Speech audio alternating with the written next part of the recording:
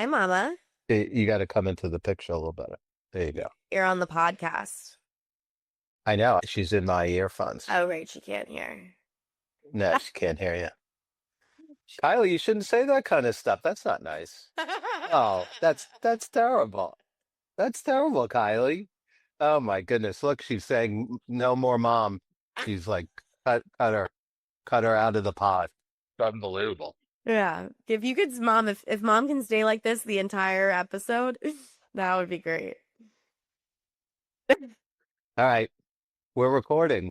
So, did you have a chance to look at her bio? Yeah, so is this a real estate play where basically they help people who've rented space lease it out on a sublet basis? Is that what this is? Kind of, but it's really clever because I mean, I don't know if you remember most people who have a couple practices, both practices aren't open 5 days a week. It's Right. more just so that they can get closer to the patients. So there's all this underutilized medical space that people are losing money over, and I think they all thought that that was like the only way to do it. You have to have more practices. So this company connects young entrepreneurs who are looking to utilize space but don't, same thing as Sweets by Nilo in that sense, but it's a win-win because the people get to use their space. I want to know, what are the inefficiencies that are happening? Maybe some doctors don't even know they're losing money. If she can quantify that, is there software she uses to analyze this? How did they discover that it was even a problem they needed to fix? And if she can give us number examples of what practices are seeing in increased revenue by using this service. So you got all those questions off of Chat GPT, obviously. No, I did those. Really? Human? Human. Wow. Good for you. Thank you. Because those are my genuine questions. I want to know how she figured that out. That's what I like about not doing too much research, is that it allows for genuine questions to come out. Hmm. Yeah, it's So spontaneous. by us Well, we're preparing. we're very good at not preparing. Right, right. We check that box for sure. So should we rock and roll? Let's rock and roll. Today, we're joined by Shannon Seeberan, the co-founder of CloudMedSpas. If you've ever felt the pain of a high monthly lease or looked at your empty exam room as wasted money, this is the episode for you. Shannon has spent years in the aesthetic consulting world, seeing firsthand the inefficiencies that sink private practices. Now she's helping build what is essentially the Airbnb for wellness, allowing practice owners to turn their underutilized space into a consistent revenue stream. What did you think? First of all, she's a very effective communicator. Yeah, Uh, her analogies were really helpful. and she's very articulate, and she did a good job of explaining what the offering is and how they operate. So I thought that was impressive. I think the model itself is a very clever one. This is probably more of interest to me from the business side, not necessarily the medical practitioner side, is that they figure out a way to do this Uber, DoorDash, Open Table, where they don't have to put a lot of capital out there, yet they can create a platform that has a lot of value associated with it. I love that they've kind of tapped into something that there's a need, they're able to provide a solution to the problem, and they can do it on a relatively cost-effective basis for them, not even the people using it, but for them. Yeah, this is such a classic example of a win-win-win. I love a win-win-win. I feel like they kind of figured that out. I know you for a fact, if you were a practice owner, would initially think, I don't want someone, even in law, if you could have like a young lawyer take calls from your office, you'd be like, no, this is my office. I have things in the right place. But I think the way she explains it and kind of shows that there's really low risk associated, it really is a win-win-win. I think, though, that professionals outside of medicine have been looking to monetize underutilized space in their offices. Accounting firms often will sublet to a lawyer, an architect, or somebody who needs an office, a conference room, and a receptionist. That's been in play for a long time. And what's interesting about what they're doing is creating a virtual platform that puts together the renter and the landlord in a very efficient, user-friendly way. I think that's a really neat business idea, business model. The last thing I'm going to say is the underrated aspect of the business she gets into is the community opportunity for all the practitioners. Like we've talked about with several guests, it's a lonely field, and not just for the feeling of being lonely. If you need guidance, if you want to collaborate with people, if you want to get referrals from other people in similar industries, that's another really underrated benefit for both parties. Really cool idea. She was great. People should definitely check it out. Good conversation. Let's welcome Shannon Seeberan to Medical Morons. All right, let's jump into it. Give us a little background about you and how you got into this field. Yeah, so I made a pivot in my career almost 15 years ago, and I started to consult in the medical space, primarily medical derm. And I was working for a friend. They wanted to increase the cash flow to their medical derm practice and integrate more non-invasive medical aesthetics. And through that, I learned about that industry really quickly. I learned about how physicians are not business people and how easy it was to change the flow and efficiency of a private practice and have a positive valuation. And so that sort of trickled into a consulting business, working with other dermatology practices. And then about 6 years ago, I was introduced to the founder, Iggy Fanlo, of CloudMedSpas. After being in the Silicon Valley area for a while, I really wanted to sort of figure out how could I get more onto the efficiency side of healthcare. Because as you guys know, there's a lot of inefficiencies. And so we came up with this solution for this marketplace. Before we get into that, Shannon, where are you from originally? What was your background? What did you major in college? Yeah. And how did you get into consulting? So I'm from Wisconsin originally. I went to University of Wisconsin-Madison. I was on the crew team. I was a women's studies major, much to the disappointment of my dad. Wisconsin's a huge liberal arts school.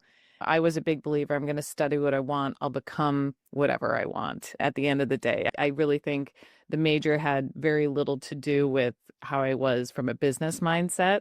I knew I wanted to be in sales and marketing. I just didn't think I had to study it. So I got real life experiences instead.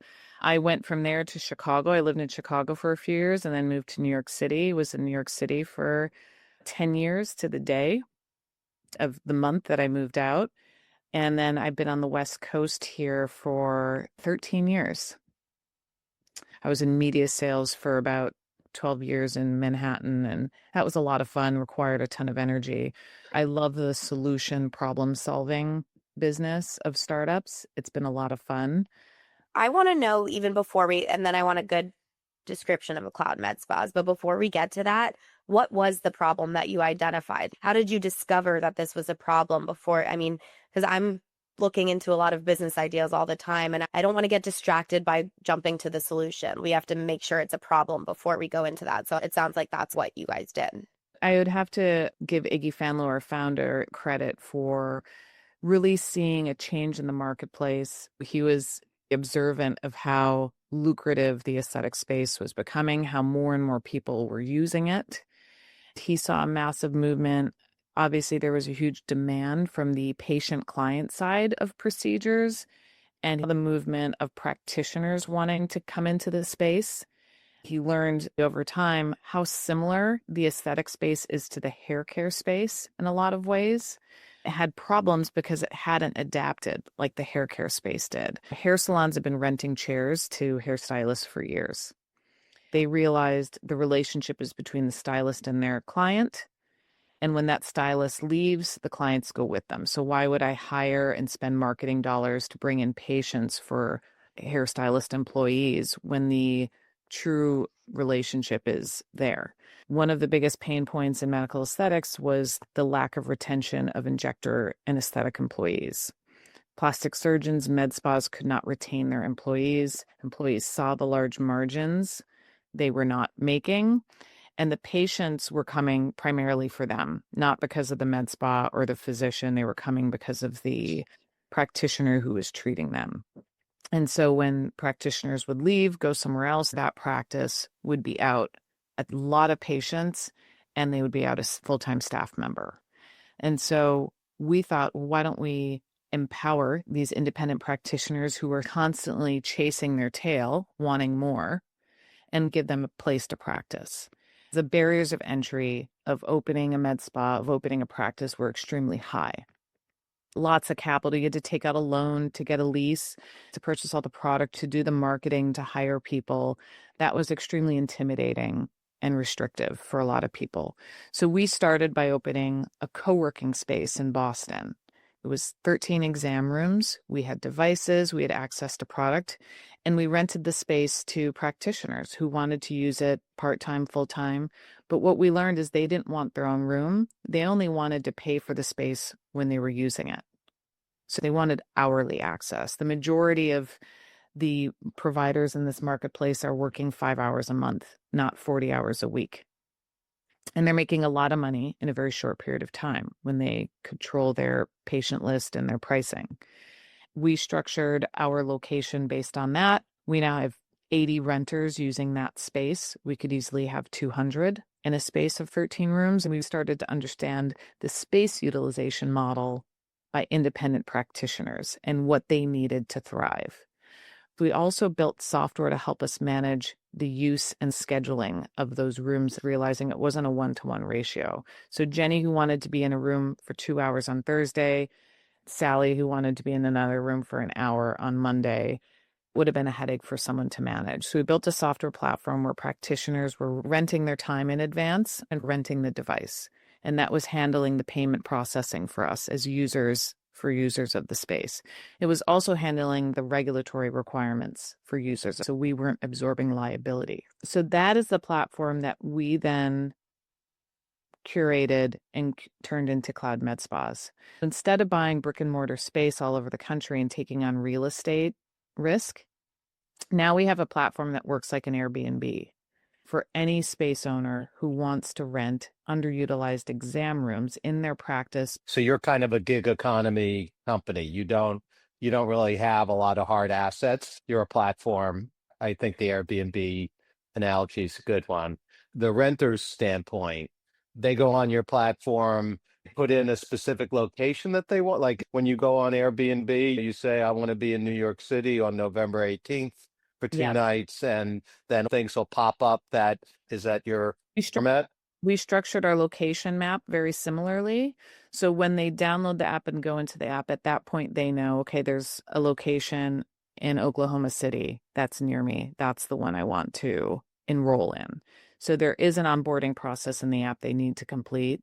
What we are learning now is the diversity of practitioners who are coming to our spaces organically are not necessarily the ones we were going after. And we're learning that there is an extreme diverse array of practitioners who do not want to own space. Think about the newly graduated med student who doesn't want to take on a huge investment, more debt with purchasing a practice. They're thinking about, how do I build up my patient list first before I go into building that debt? And so this is a very risk-averse way. It's also a collaborative community building opportunity for our locations to grow patient referrals. If you are an aesthetic injector, you're working alongside an esthetician, an HRT specialist, you guys can build relationships and start referring to each other. So we're building these communities of health and wellness at locations where our clients are leveraging our platform. Do you find, I know that the individuals that are renting the places are not what you targeted, as you mentioned. Do you have a number? Because I guess my first thought is I'm an orthodontist. I can't just pack up an x-ray machine and an iTero and my sanitizing equipment. Like, it needs to be more of a mobile business unless you go to another orthodontist's practice. We have a lot of orthodontists and dentists as clients, as space owners who are using our platform to rent it to other practitioners. What I didn't know up until a year ago was orthodontists are the most business savvy practitioners in the space. Okay, I'll take it. I don't know if that's flattering or not saying very much. Both. Okay. But they tend to have more than one location. So they want to treat patients in different marketplaces, whether it's 30 minutes from each other. They're carrying a ton of space overhead. I had quite a few orthodontists come to me and say, yeah, I have another location. I'm only in there 2 days a week and it sits empty. Let's leverage those other days for other practitioners to be in there. Especially with open bay practices, you don't want a kid getting his braces tightened while someone's getting injected in the next seat. So there's certain setups that work well for that space. But I would also have orthodontists coming to me and saying, I would rent out my space 1 day a week to a periodontist, typically, and that fell through. They were trying to rent their spaces. Implementing it and managing it was the headache. What kind of challenges? The payment processing, making sure that the cost of the space, how the other practitioner was using the space was affordable and made sense to them. They didn't want to negotiate the pricing or deal with the headache of that back and forth. And so this sort of really cleaned things up for them. The nice thing with orthodonture and dentistry is you have the same aesthetic client, whether they're getting veneers, straightening, whitening. That same person is most likely getting aesthetic treatment. So having aesthetic practitioners using the space, now you have foot traffic coming to your practice. People can only get so much done to their face if their teeth are crooked and brown and in bad shape, right? This is just great organic foot traffic referral opportunities. How do you compete with the providers of space who are true real estate plays? They either own space or they rent out in bulk and then, fit it out with operatories. I assume that's some of your competition, right? Yeah, I think there's fewer of those, but they sometimes come on boards. The other huge advantage and why the majority of users of our space tend to be aesthetic injectors is our marketplace of access to injectable product is extremely low cost product. And that's the biggest hit on margin for injectors. Injectors are a quick growing marketplace. You can imagine the amount of nurses and practitioners who are trying to do this as a side hustle to generate more money for themselves. It's endemic to what they're already doing, whether they're in a hospital or a private practice. And they have natural patient bases, friends and families to start administering the procedures. So establishing injectable product accounts is hard. You have to also order a lot of product north of $75,000 a quarter to achieve really good pricing of the product. Otherwise, you're ordering through a pharmacy or another doctor and paying retail prices. Getting that product at a lower rate really increases your margins as a provider, and you're making a lot more money per hour in your treatments with your patients. So coming to a CloudMedSpa locations, they're getting access to that product. They can only buy a vial, which typically can last them up to 3 patients. And they're not buying hundreds of thousands of dollars of products. So again, we're taking the barrier of entry of investment and costs down. The more experienced practitioners, it is very lucrative for them to support more green practitioners from a training and mentorship perspective. Do you have any data or metrics on the synergy of bringing in an esthetician and tapping into that relationship? Is it proven that the orthodontist benefits from having that person with the side hustle in their office? It's a case-by-case basis. One practitioner who's renting a space for 10 hours a month generates approximately $1,000 in rental revenue for a space owner. So think of that immediate impact to your bottom line. It could be going towards your lease payment, a partial salary of another staff member at your location. If you have 1 or 2 chairs, you could potentially have 20, 30 of those types of renters in your space. Developing relationships, we've seen it happen where practitioners, space owners get to know specific injectors who are there and they start referring to each other. I've had a lot of dentists and orthodontists tell me, patients are sitting in my chair for extended amount of time. We start talking about the fine lines around their mouth, around their eyes. I wish I could do this, but I don't really want to offer these procedures. How could I integrate it without taking on another salaried person in my office? This becomes an organic opportunity to refer patients and build relationships, and everybody wins. The renter is appreciative. The renter's using the space, buying product, the space owner's making margin on that product, and the space rental revenue. The second you implement this, you're making money off of an asset you already are paying for. So we're not going out there asking you, like, go sign a giant lease and then implement CloudMedSpas. You've already got the tools in place to leverage this. So why not just rent that apartment over the garage? It's sitting there, put it on Airbnb, start making money. Does the Cloud Med Spa trademark and logo, is it prominently displayed in the practice? It's No not mention needed of at it. all. You go to restaurants, they're powered by them, you reserve through them Yeah. a flow of seating, but the restaurant doesn't need to call itself Open Table. Are you seeing any people in real estate buying up, these locations and then leveraging your platform? Yes, we have a handful of entrepreneurs who are like, this is a good idea, I want to implement it. The most attractive aspect to practitioners who own the spaces and space renters is the lack of liability they are taking on. Right? Nobody wants to incur liability of renters and space owner, of people using their space. I even get questions from orthodontists and physicians saying, well, what if that patient comes in, gets treated by that practitioner, has a bad experience? Is it going to reflect on my business? We've never seen that, to be honest. When a patient's coming in to be treated by Jenny has her own LLC, her own business entity. She's using this address as her business address, but she is completely branded under her brand and how she markets herself. So it's purely space utilization. Got it. So it's so smart, and I love efficient things. I hate that thought of just empty space that you're paying money on. And I'm sure the people actually doing it hate it even more. So I think it's so clever, and I'm just trying to think through the eyes of a practice owner.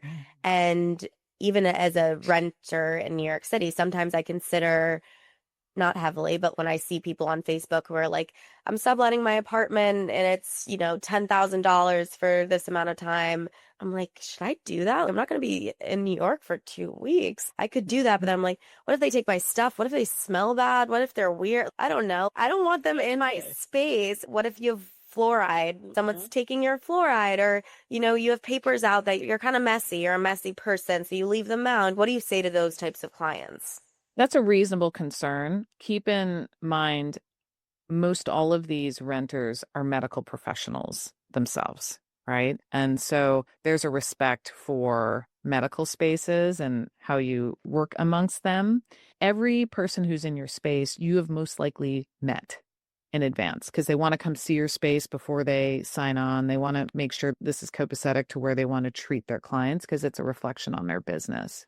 So you will meet them, they'll come in and see the space. You establish parameters that you are comfortable with as a space owner. This is always in your control. The practitioners who are using the space are expected, they don't loiter, by the way. They're renting by the hour, so it's not like they're in your break room when they're not seeing patients. They're paying for their time there, so they're not hanging around. So it's very efficient. And at all times, you as the space owner can cancel or remove people from access. And So what are the logistics of bringing someone in? it depends on every space. I would say most of our space owners have someone there. It might be a front desk person. It might be during regular off hours when they're seeing patients and they have a room in the back they want to leverage for this, so it's non-invasive on their primary practice to be using this during regular hours. We have a very efficient platform, so you can see at all times who's scheduled to come in today.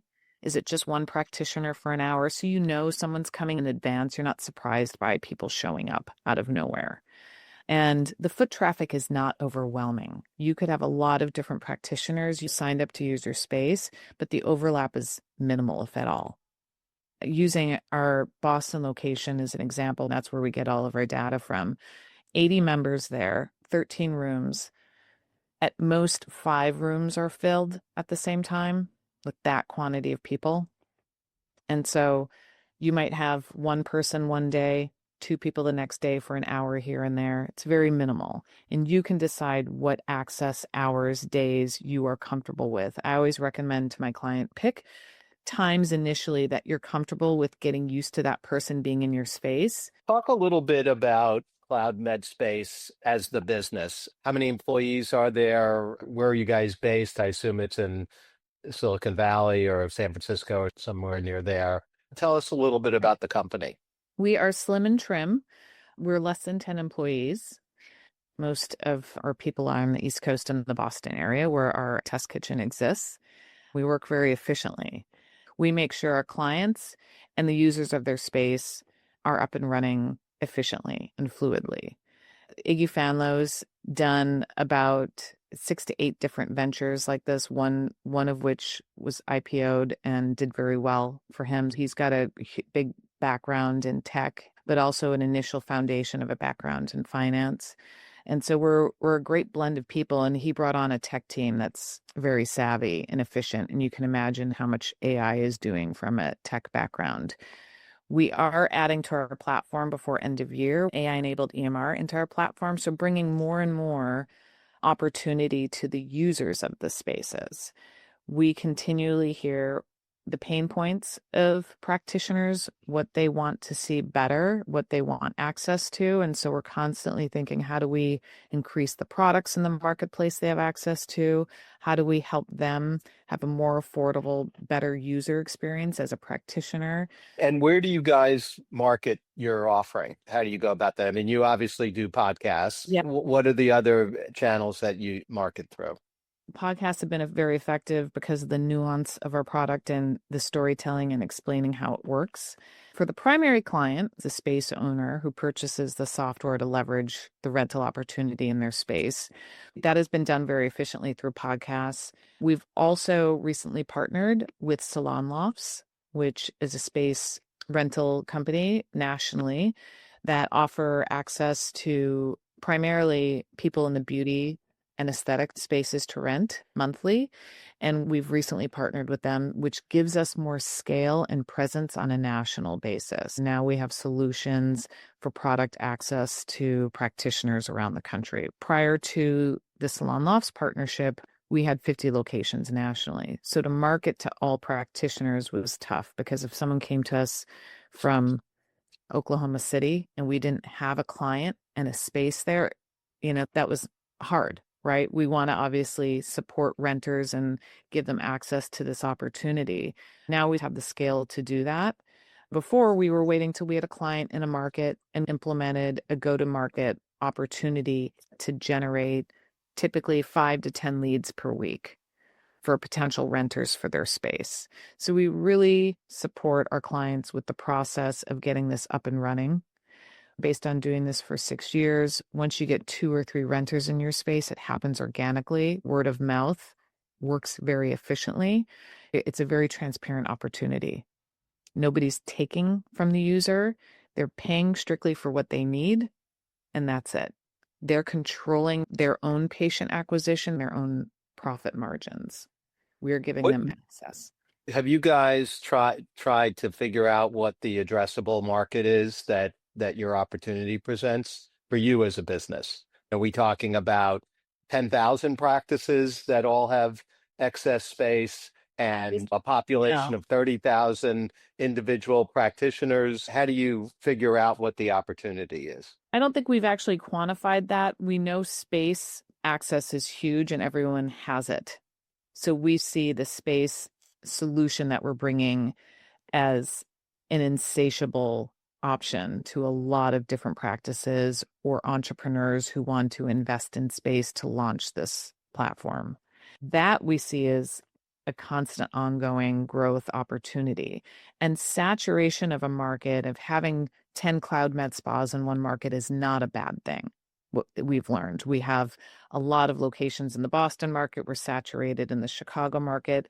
And it actually increases the awareness of the opportunity. Most of the people listening to this are interested in starting their own business or being a founder like you are at some point in their career. Were there any challenges with the founding of CloudMedSpas that you can think of, and just kind of tell us how you worked through it that maybe came as a surprise and you had to kind of reason through, that can help people who might also be experiencing these unexpected challenges of entrepreneurship?